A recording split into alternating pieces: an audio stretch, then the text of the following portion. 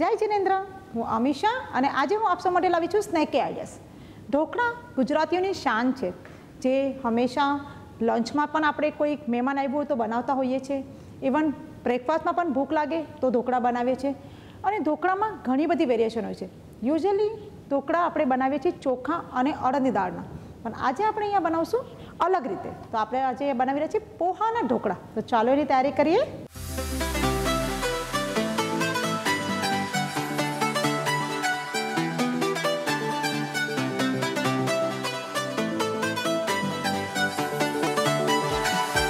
અહીંયા આપણે પૌવા જે છે, જાડા પૌવા લીધા છે, એ પલાળીને રાખ્યા છે. મિક્સરમાં પૌવાને લઈ લઈશું. એની અંદર આપણે છાશ એડ કરી દઈશું અને ઢોકળાનું જે બેટર હોય છે એ રીતે આપણે એને પીસી લઈશું.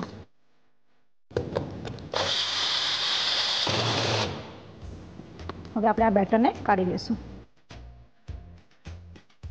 તો હજુ આપણે એની અંદર થોડી છાશ એડ કરી દઈશું.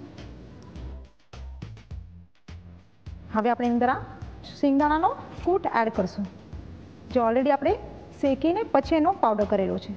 વાટેલા લીલા મરચાં અને સ્વાદ પ્રમાણે મીઠું એડ કરી દઈશું.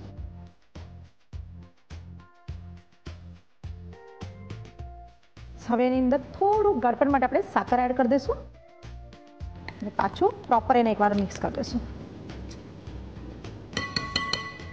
હવે ચાલો ઢોકળા પર તેલ લગાવી લઈએ.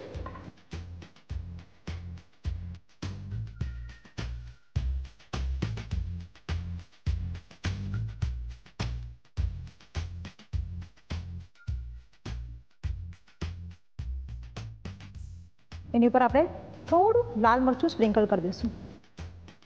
હવે આપણે ઢોકળાની થાળી સ્ટીમ કરવા માટે મૂકી દઈશું. 10 મિનિટ માટે આપણે એને સ્ટીમ થવા દઈશું. આપણા ઢોકળા આપણે આ પ્લેટને કાઢી લઈએ.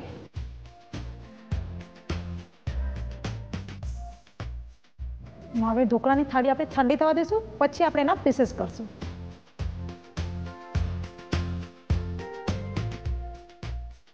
તમે ચાહો તો એમને પણ ખાઈ શકો છો, પણ આપણે અહીંયા એને વઘારી રહ્યા છે. તો ચાલો ઢોકળા માટે વઘાર મૂકી દઈએ. આપણે ઓઇલ લેશું. ઓઇલ ગરમ થાય એટલે આપણે એની અંદર રાઈ એડ કરી દઈશું. રાઈનો વઘાર થાય એટલે આપણે એની અંદર સફેદ તલ એડ કરી દઈશું, કઢી પત્તા અને બારીક કટ કરેલા લીલા મરચાં. હવે આપણે અંદર આ જે ઢોકળા થઈ ગયા હતા એને એડ કરી દઈશું.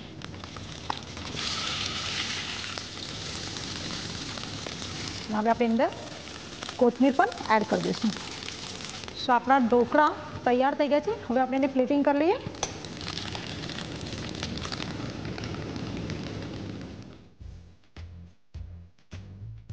ગરમા ગરમ પૌવાના ઢોકળા તૈયાર થઈ ગયા છે. સાથે આપણે ગ્રીન ચટણી સર્વ કરી રહ્યા છે. તો જલ્દીથી આ રેસીપી ટ્રાય કરો. આઈ એમ શ્યોર આ રેસીપી આપ સૌને ખૂબ જ ગમશે. આપ સૌને અગર અમારી રેસીપી ગમે છે તેને લાઇક, શેર એન્ડ સબસ્ક્રાઈબ કરો.